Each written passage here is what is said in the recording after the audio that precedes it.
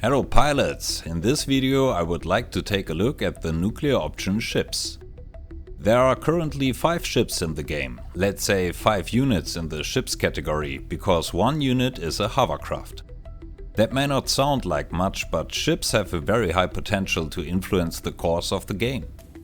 In addition to the aforementioned hovercraft, there's also a corvette, a destroyer and 2 aircraft carriers. While I'm standing on an OTB-31 landing craft here, the Dynamo class destroyer, the Annex class carrier, the Hyperion class carrier and the Shard class corvette can be seen in the background. In the following I would like to go into more detail about each individual unit. Let's start with the OTB-31 landing craft. As already mentioned several times, this is a hovercraft. Its main task is to drop ground vehicles on land so that they can conquer an airport. An OTB-31 can either be placed in the editor and equipped with vehicles to capture an airport, or it can be dropped by an Annex class carrier. The OTB-31 is by far the fastest vehicle that can drive on the water. With a top speed of 125 km per hour, it can quickly reach the coast and also return to an aircraft carrier if one is available. The armament of the landing craft is straightforward. In addition to an IRM-S1 launcher, which can engage targets at a range of up to 5 km, the OTB-31 has also a 12.7mm machine gun. Even if the armament appears minimal, the hovercraft can take a lot to ensure safe transportation of the vehicles.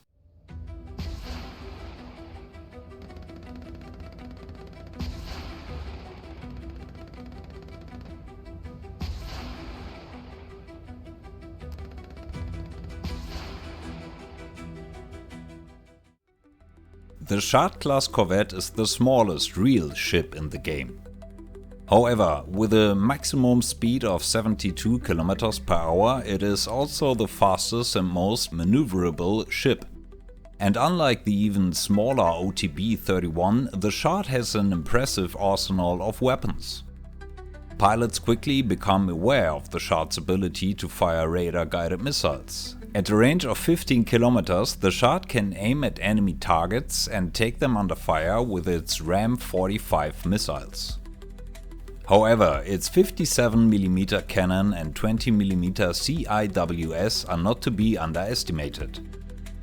And to top it all off, it has been given the ability to fire AGM-48s. In addition to its weapon systems, the corvette can also serve as a forward base for helicopters.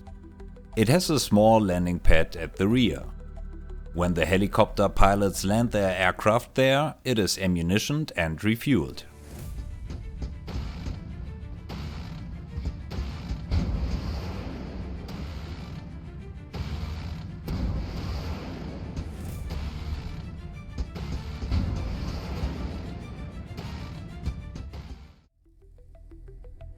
The Dynamo class destroyer brings out the big guns. It is the only unit in the game with a 155mm railgun, which has a dramatic range.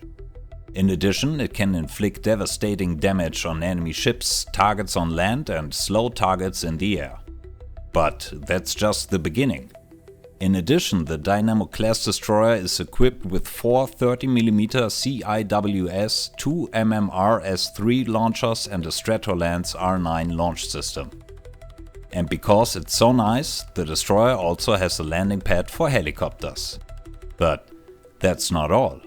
It can also serve as a launch platform for helicopters, something like a helicopter carrier. The combat range of the Stratolance R9 system is also very impressive.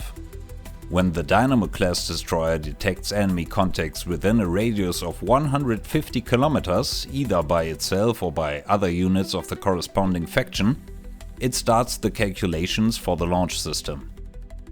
After quite a while, it can take up to 10 minutes, the destroyer fires a salvo of ALM C-450 cruise missiles. These are aligned with their targets and fly close to the ground. Each individual cruise missile has enormous destructive potential, and a whole swarm of them can have a game-ending effect. With all this firepower, the destroyer, just like the Shard-class corvette, can reach a maximum speed of 72 km an hour according to the datasheet.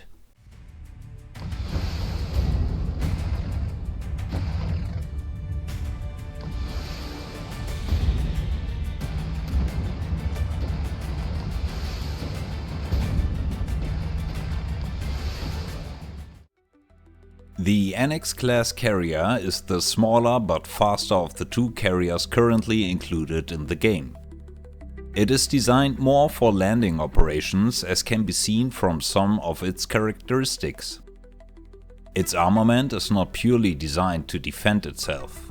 The Annex class carrier has a 76mm cannon at the bow, as can also be found on the Tarantula. This enables the carrier to hit targets at very long range.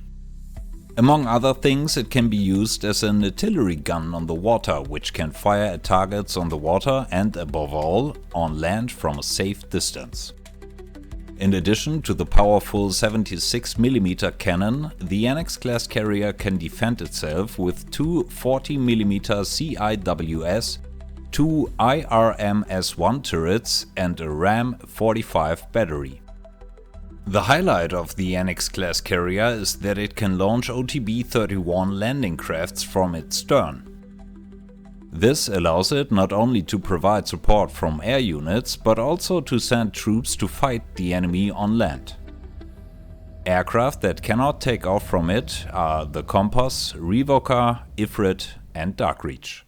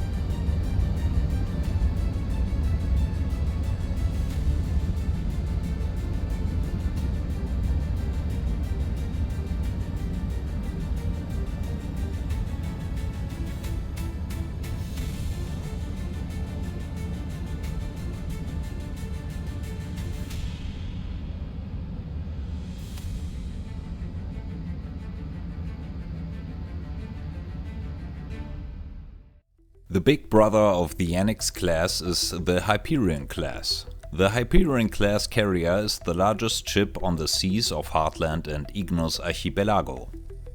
Although this means that it creeps along at only 58 km per hour, it has a spacious runway from which a Compass and Ifrit can also take off.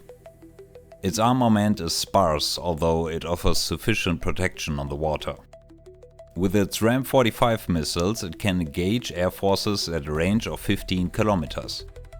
In addition to these radar-guided missiles, the Hyperion class carrier also has two IRMS-3 turrets, which has also a combat range of 15 km. Last but not least, there's a 30mm CIWS at the bow and stern. As far as aircraft that cannot take off from it are concerned, the Revoker, Vortex, Tarantula and Darkreach should be mentioned.